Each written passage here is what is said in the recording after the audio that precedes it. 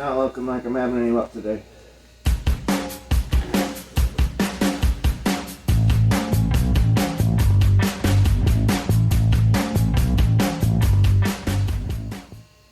Welcome back to the garage, folks. Let's get started on something simple, and that is going to be today I'm going to try and get the wiper motor, arms, and this hood cowl all in place and get this wiring harness hooked up so that from here on out, basically I can ignore this space here.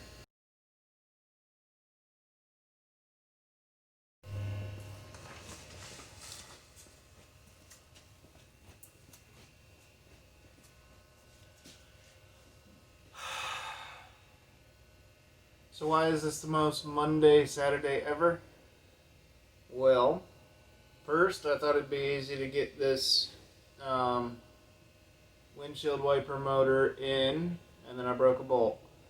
Second, I got it all drilled out finally after breaking a bunch of drill bits and bolted this in and put on the hood cowl and went upstairs for breakfast and remembered that I didn't have a bolt yet for that side, and so I need to take the hood cowl back off, and because of the front end collision it just doesn't quite fit, so I had to pry it in here. Now I get to pry it back out of here. But it's not just me. Jen hollered down to me from upstairs right as she was getting ready to finish breakfast that she poured creamer in her lemon water instead of her coffee. This is the most Monday Saturday ever, and we were planning on going and cleaning up all the wood from our deck today, and now I'm honestly a little bit scared about what's going to happen when we do that. So next step, I'm going to peel this hood cowl back off. I wonder if I can get it out without a pry bar and without hurting myself. Oh man, so close. Such a Monday. It is Saturday, I promise. So not everything's going horribly wrong. I was able to get the gas fill tube all mounted.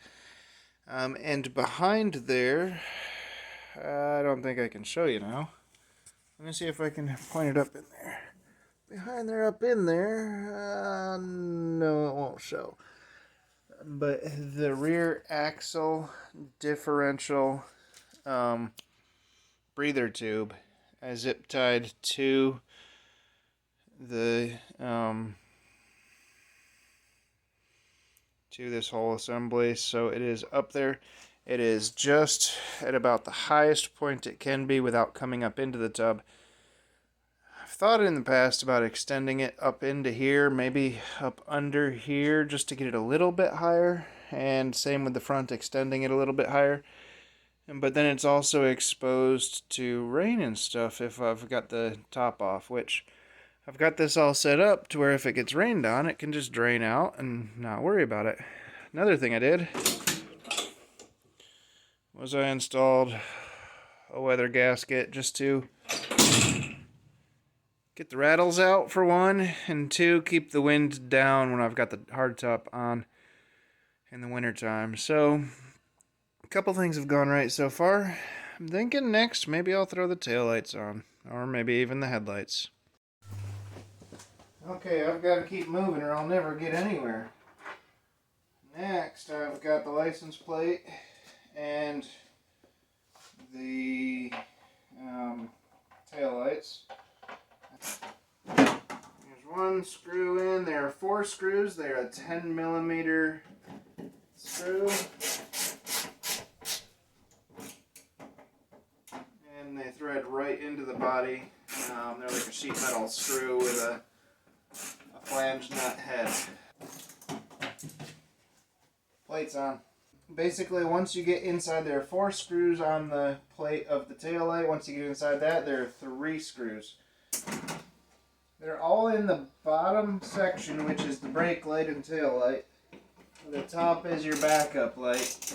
which I've never had backup lights. I replaced, during this project, I replaced the reverse sensor on the transmission. I'm hoping that does it, because I've replaced bulbs before, so at this point, if that's not it, it's got to be a ground or a wire somewhere, I think. So I'm hoping this does it, because I may work with electrical, but I hate electrical in cars. Actually, one of the motivating factors on selling my first Jeep, my 78 CJ7, was it had an electrical short. Every time the road crowned too much to the right, or anytime I turned left, all the headlights, all the electronics, everything would shut off. The radio would stop, the headlights would go out. Mostly it was a nuisance during the day. At night, it was interesting. Especially since on my way to work, when I had that thing, there was a nice long curve on a country road that was to the left. And so if I was driving there late at night or driving home late at night, because there were curves both ways, I would have to just kind of guess where the road was for several seconds. The assemblies are kind of rusty inside. This one's actually better, so you can't see it, but all of that zinc there on that one is super rusty.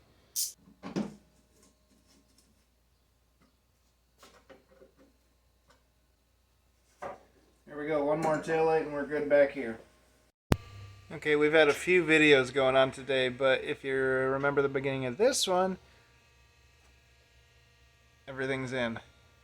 Saturday, pushed through Monday and got back to Saturday somehow.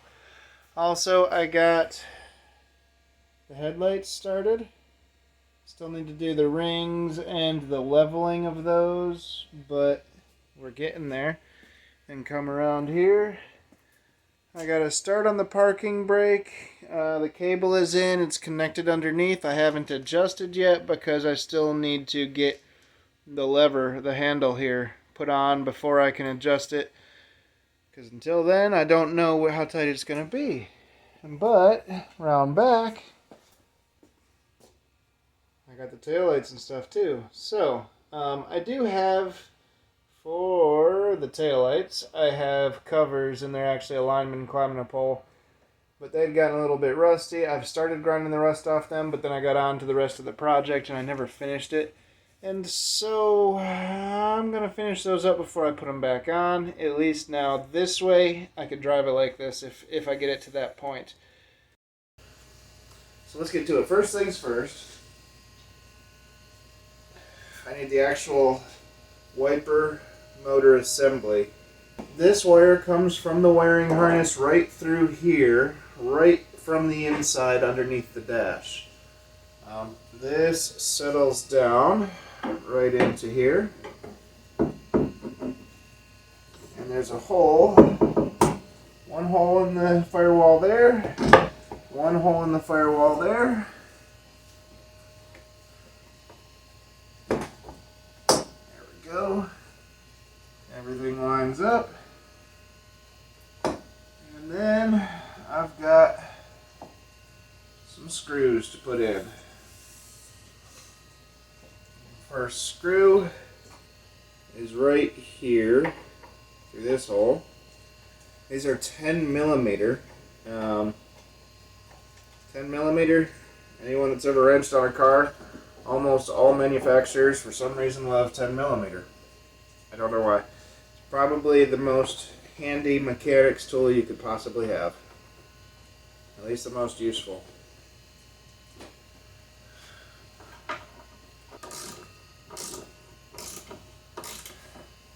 These are screwing in a little bit hard because I did not replace the bolts. These are the same old rusty ones that I took out.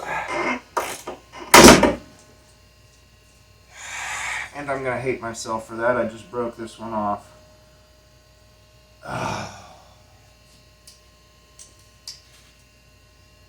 So now I get to take the whole thing back out and try and drill that out. Let me get these other bolts back out.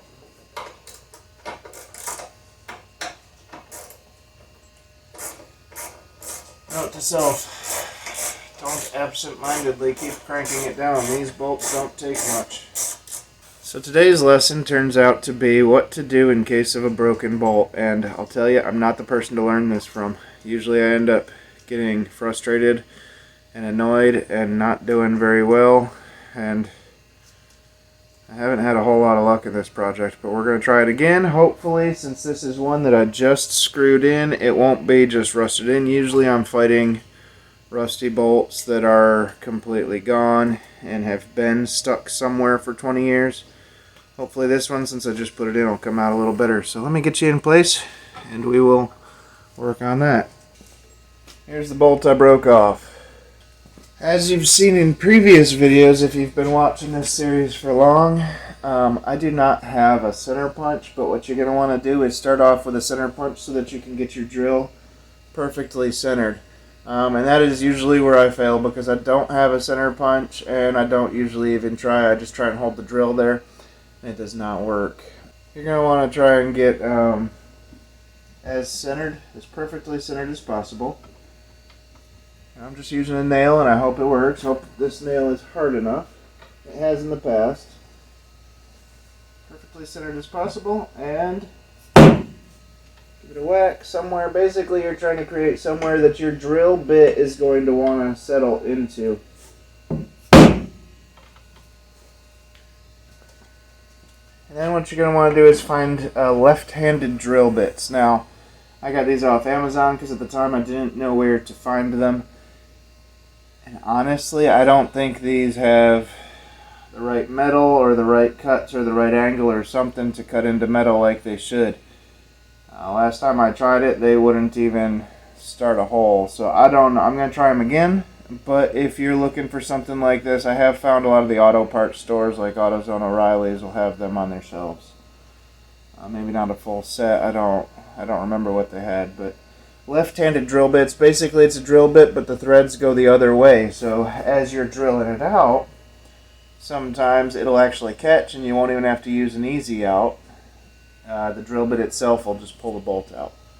And then I'm going to select a bit. Now I want to go fairly small for that bolt, but I don't want to go so small that I'm just going to break the drill off.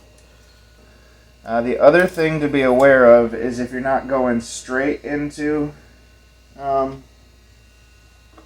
the bolt, you could end up going sideways, even just slightly, out of the bolt and into the threads of whatever you're trying to screw into. I've done that. It's a headache. It's not something you want to get into, so be very careful to be as absolutely straight as possible. If you've got, they make like drill setups that are kind of like a drill press. It magnet mounts right on there and it'll hold everything straight for you. If you've got that, more power to you. I wish I did. But as you've seen in this whole thing, I'm usually just trying to make do with what I've got, as I imagine most people in their garages are. Now my drill bit does not appear to be grabbing, so what I'm going to do is going to keep drilling out, hopefully straight enough that I don't go into the threads of the actual tub, and then I'll have to get the easy out and hope I can get that to work. Like I said, I have never once had success doing this. So if you're trying to learn, I'm probably not the best place. I'm sure I'm doing something wrong, and if you know what I'm doing wrong, tell me. Okay, and here I run into a problem in that I've only got one size of easy out, and it is kind of a, like, it can hit several different sizes, but it's just a little too big for this hole. I don't want to go too much bigger because I don't want to drill into the threads. I think I'm going to take a different approach, and here I have a little bit of an advantage in that this bolt goes all the way through to the other side. So if I can actually thread something into it and just keep threading it, maybe I can push it right through and out the back. And it does not look like it's going to happen.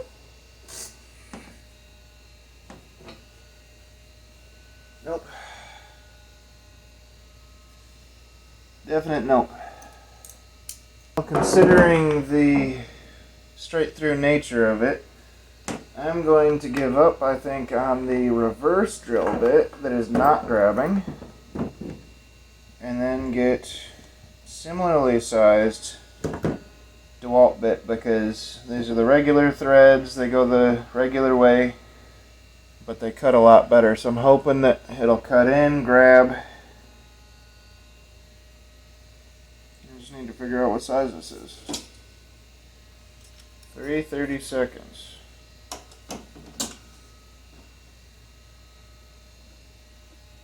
Got 3:30 seconds here. Next size larger in my DeWalt set is broken, so hopefully this works.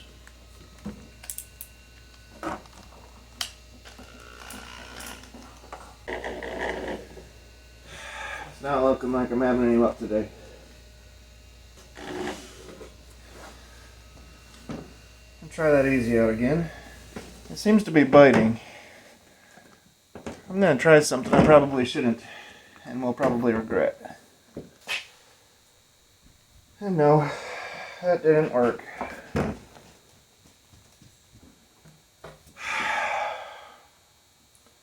going to call this a big fail. Now what?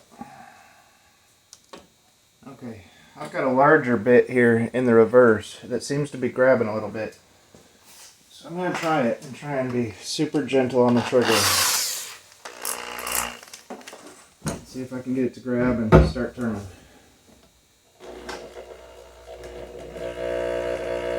Without breaking the bit.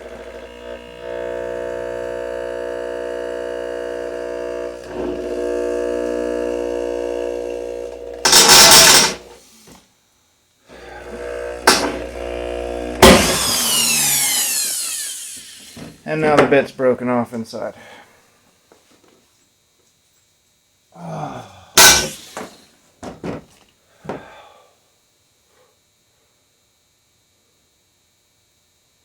I'm now absolutely stumped as to what to do.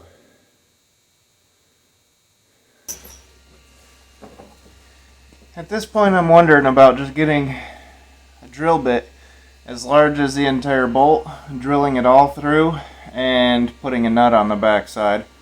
I do have access from here, so it's not like it's impossible. It's not what I want to do, but I don't know what else to do. Okay, here I go again, about to try something else that I think I'll probably end up regretting later. Or it might work. Like I said, I can get behind here to put a nut on. I'm going to try holding this. You know, I bolted this whole assembly in place. And I found a drill bit that just nicely fits right into that slot. So I'm going to try just drilling out the whole thing and throwing a bolt through with a nut on the back. So, wish me luck. Another one bites the dust. That was working great right up until the point where suddenly it wasn't. I had to go down a few sizes just to drill because some of my bits are fairly worn out from this project, and the one I selected wasn't making any progress. So I went down to 5/16, I believe, and when I did, it started cutting. It cut great for about 30 seconds and then it snapped off. Now I was able to get some vice grips on that one and wiggle it until it came out, and I think I might be through. So I'm going to try putting the bigger one back in. I believe it was 13/64. I got 1/4 inch here. Oh yeah, 1/4 inch. So I'm going to try putting the 1/4 inch back in and see if I can just water that out enough to get a good sized bolt in there. If not, I might just use that as is. But first I'm going to throw this broken one back in, see if I can clear out any debris. Once this project is all said and done, I'm probably going to need a whole new set of drill bits. Yeah, this bit is toast. It's not doing anything. That one might as well go in the trash. Guess I'll try the 15/64. That's fairly close. At least I can still get a fairly decent sized bolt in there. Done. Now I actually have to get the shop vac out to clean up all the metal shavings that are down in here. And then I need to get a bolt that I can throw through there, but at least I can bolt the thing in now.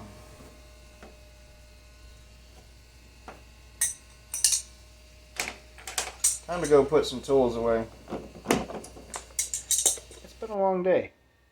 It's been quite a Monday, but we got back to Saturday somehow, and things turned out. So thanks for watching, y'all. The Lord bless you and keep you.